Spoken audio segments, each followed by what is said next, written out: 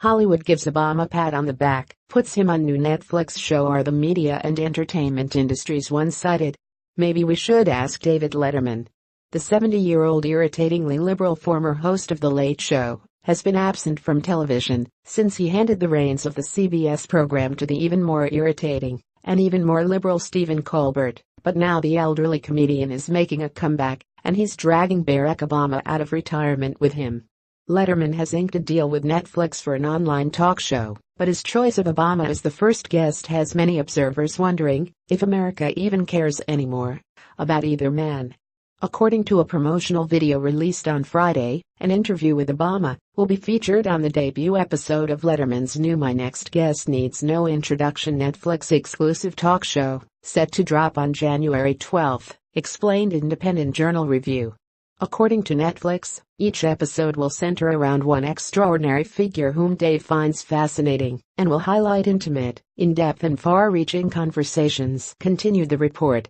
Apparently extraordinary means has-beens who no longer have much influence, but then again, that could easily describe Letterman himself.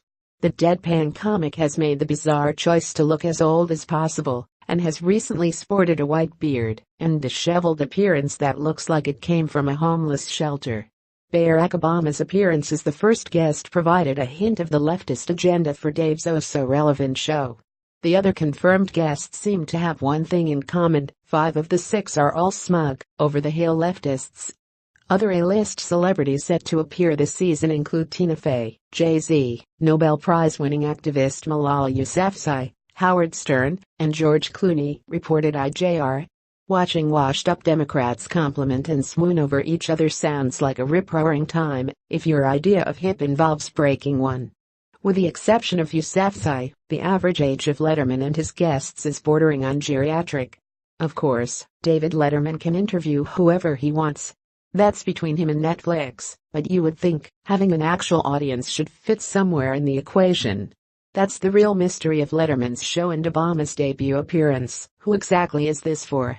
Millennials who turned out to catapult the 44th president to the White House a decade ago are presumably doing other things, like finally paying off their women's studies college debts, or staring blankly at fading hope and change posters in their parents' basements. George Clooney's popularity peaked around the time Ocean's 11 came out, almost 20 years ago. Remember Howard Stern? Neither does anybody else. Hey, Jimmy Carter can come on next season to really add some excitement and relevancy to 2018. The country has moved on. With a booming economy and a new White House occupant who, let's face it, makes politics more fun than Animal House combined with The West Wing, Letterman and Obama look downright boring in comparison. It wasn't that long ago that Republicans were dismissed as the party of retired voters with graying hair. Now, that is what Democrat mouthpieces like Dave and his guests have become. Press like and share on Facebook and Twitter if you think some people should just know when to quit.